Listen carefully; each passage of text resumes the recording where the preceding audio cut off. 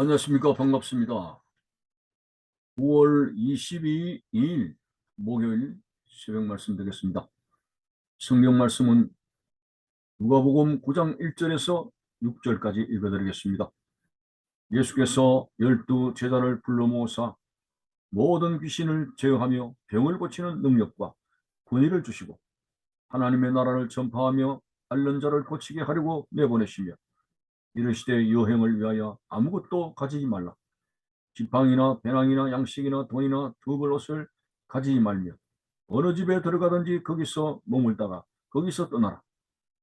누구든지 너희를 영접하지 아니하거든 그 성에서 떠날 때 너희 발에서 먼지를 떨어버려 그들에게 증거를 삼으라 하시니 제자들이 나가 각 마을에 두루다니며 곳곳에 복음을 전하며 병을 고치더라. 아멘. 예수님께서 12 제자를 불러 모으셨습니다. 그리고 하나님 나라의 복음을 전파하도록 전도 여행을 명하셨습니다. 그들이 떠나기 전에 예수님은 사탄과의 전쟁에서 승리하도록 신령한 무기를 주셨는데 바로 귀신을 쫓아내고 병을 고치는 능력과 권위를 주셨더라고 기록하고 있습니다. 우리가 적과의 싸움에서 맨손으로 나가는 것은 백전백패입니다. 무기를 소지하는 것이 승리의 중요한 요인이 될 수가 있습니다. 이번에 러시아의 침공에 있어서 우크라이나의 반전을 보면은 그 우크라이나 국민들의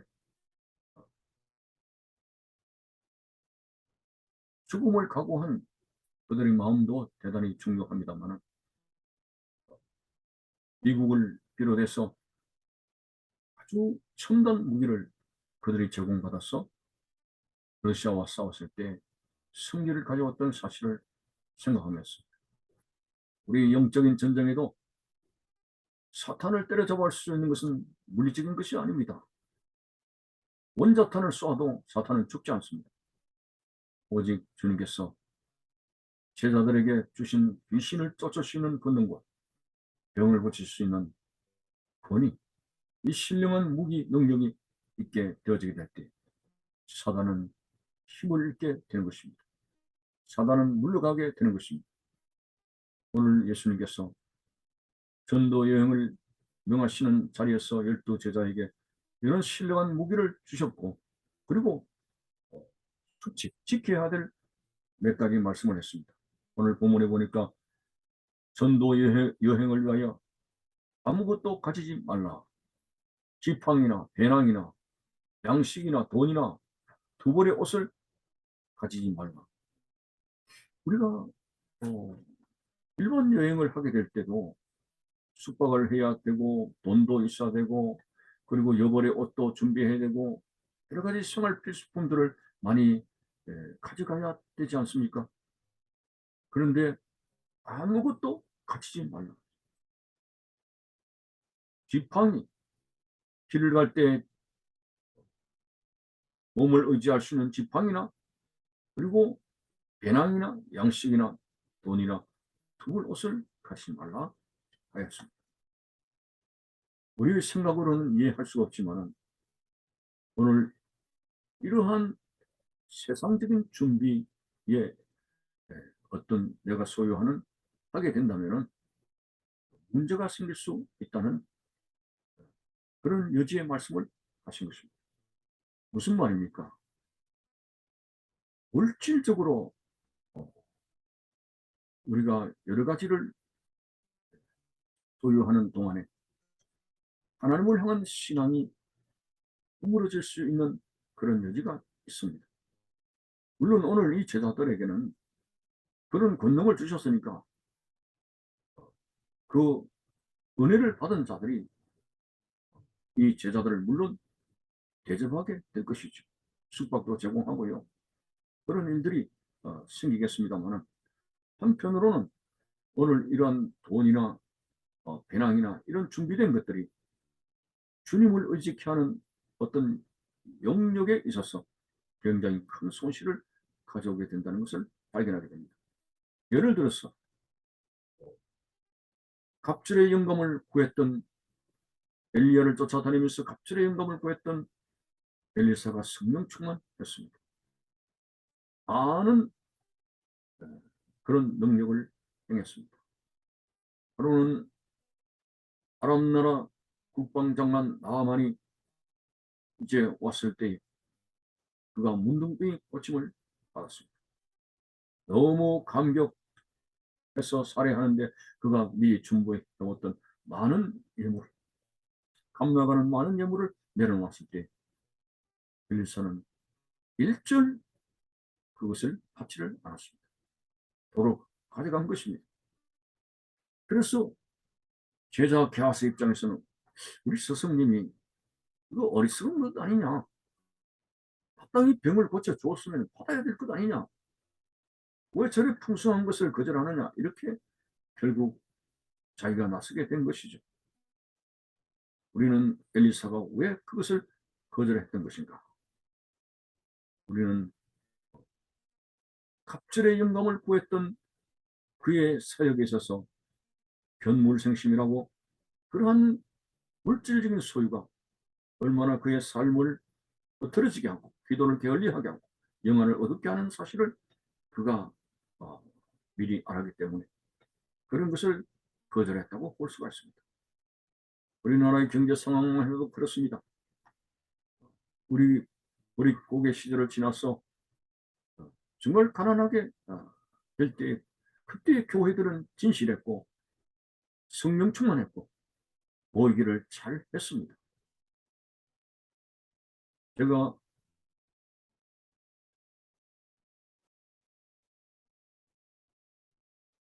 이런 말을 들었습니다.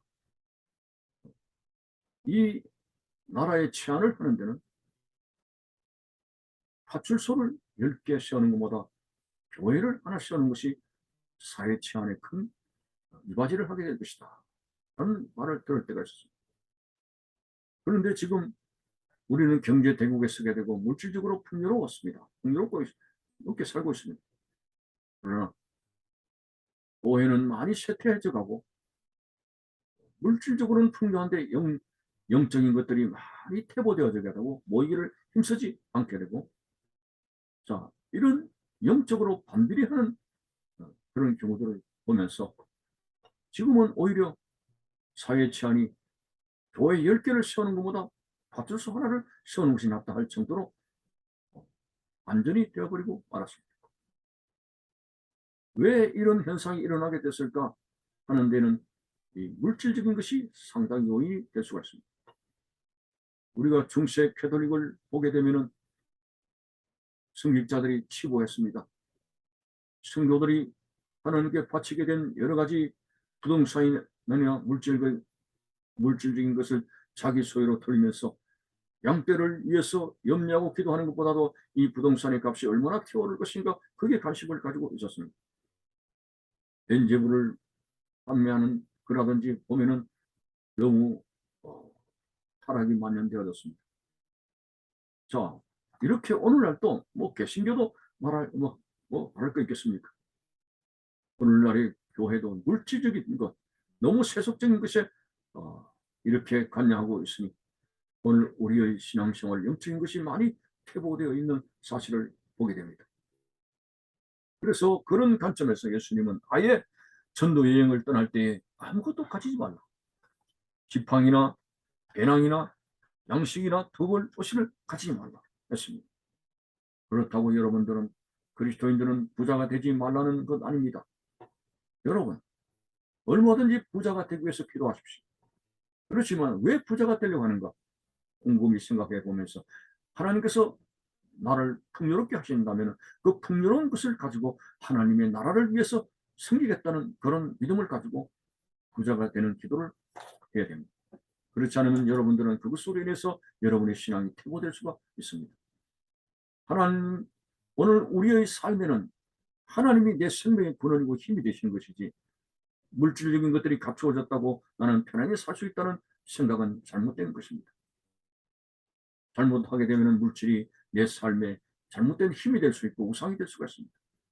하박국 선지자가 말한 대로 오직 하나님을 절구하고 하나님을 기뻐하고 아구를 선지자가 기도한 대로 가난하게도 마옵시고 부하게도 마옵시고 오직 하나님을 섬기게 해달라는 그런 중요한 기도처럼 우리는 물질을 초월해서 돈을 사랑하는 것이 일만하게 뿌리라고 했으니 이 세속적인 것을 벗어나서 오직 하나님으로 인해서 살아갈 수 있는 진실되게 하나님을 믿고 하나님을 사랑하는 그 믿음 가운데서 오늘 세속에 오염되지 아니한 진실한 신앙생활로 열매 맺는 우리의 모습들이 되시기를 바라는 것입니다. 감사합니다.